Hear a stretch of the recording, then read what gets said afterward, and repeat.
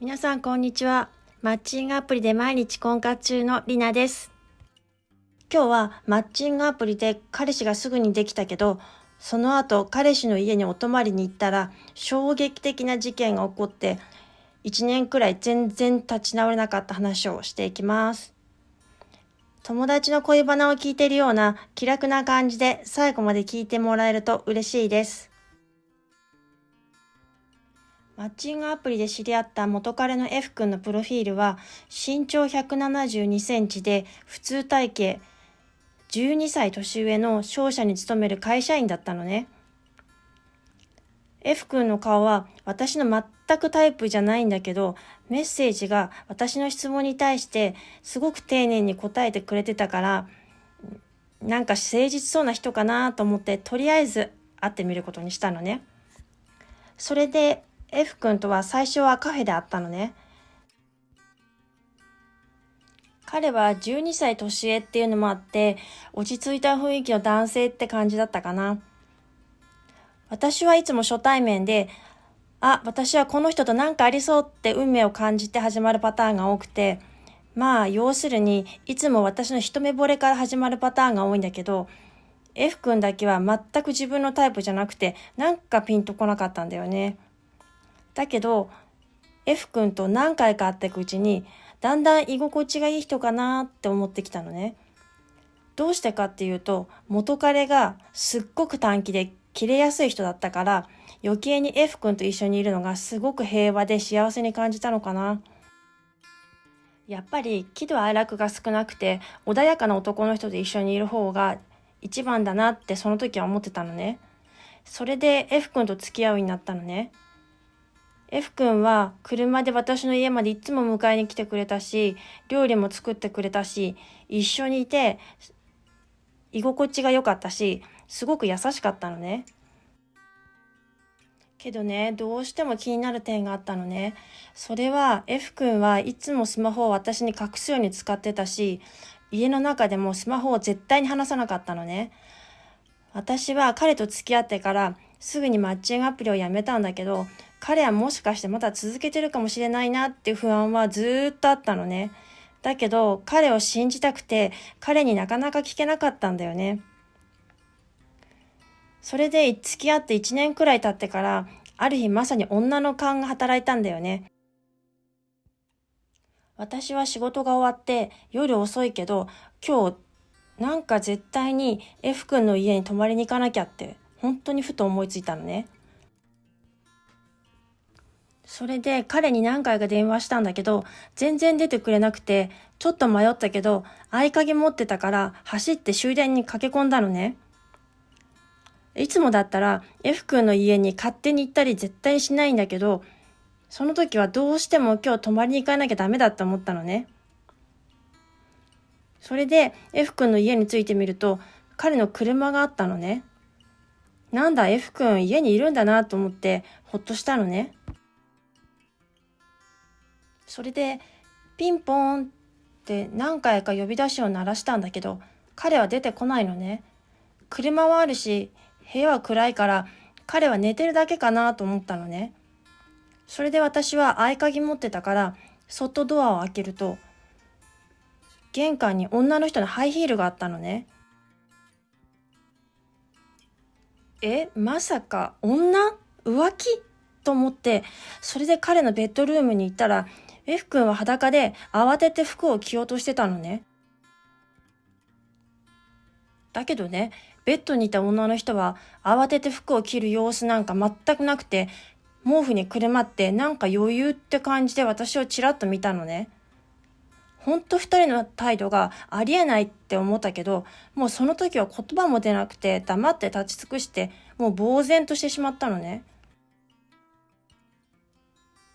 それで私が言葉を失ってたら、F 君は私にすっごくニヤニヤした顔して、私に家まで送ってくよって言ったのね。それで私は少し我に返って、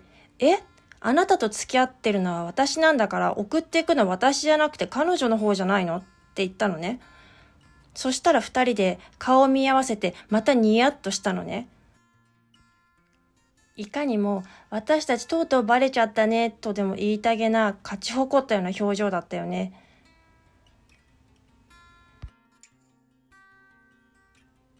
それから彼女がやっと服を着て、その後彼は彼女を家まで送ったのね。その後 F 君は2時間くらいしてやっと戻ってきて、彼女なんて言ってたのって聞いたら、こういうこともあるかもねって笑ってたっていうのね。何その余裕発言と思ったよね。それってことは、彼女も私の存在前から知ってて F 君と寝てたってこと？もしくは彼女は私より6歳年上らしいからね、大人の女は余裕でこんなことがあっても動じないわけって思ったよね。それで彼に彼女とどこで会ったのって聞いたら、私と知り合った同じマッチングアプリで1ヶ月前に知り合ったって言ったのね。F 君は結局マッチングアプリをやめてなかったのね。それで結局私は彼の家に泊まったんだけど、そんな時でもいつも通りに平気で私に触ってくる F 君もほんと信じられなかったよね。次の日の朝、F 君は私にこう言ったのね。あんなさ、映画みたいなシーンって実際起こるもんなんだねって、嬉しそうな顔して言ったのね。は？何言ってんのこの人って思って本当にイラッとしたよね。ブサイクのくせに映画の主人公のつもりって言ってやりたかったよね。こういう普段持てたことない男が浮気すると本当に立ちが悪いなと思った。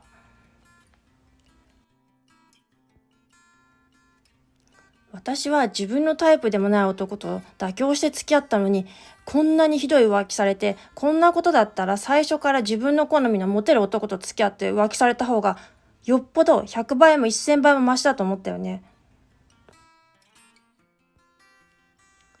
今思えば本当にバカだったなって自分で思うけど、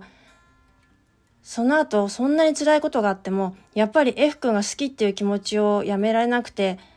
自分から彼の家に行っていいって聞いて、ずるずる3ヶ月くらい通い続けたのね。泊まりに行ってもいいって聞くと、ダメとは F 君は言わないのね。自分から別れたいとは絶対言わないから、F 君はほんとずるいなと思ったよね。だけどだんだん一方的に F 君を好きで追いかけてる自分がふと、なんか私かわいそうだなって思ってきたのね。だからもう彼に会うのをやめようってやっと思えたんだよね。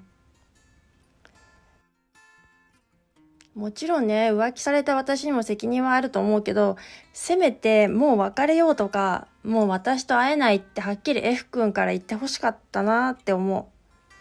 最後にまとめると、彼がマッチングアプリをやめたのかどうかずっと気になってたけど、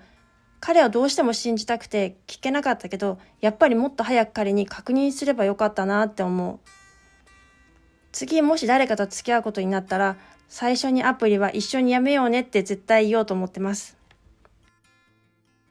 もし皆さんも好きな人に対して浮気とかそれ以外でも少しでも不安なことがあるんだったら、私みたいに時間が経ってから大きな傷ができるよりも早い段階で彼に直接聞くのが一番なんじゃないかなと思います。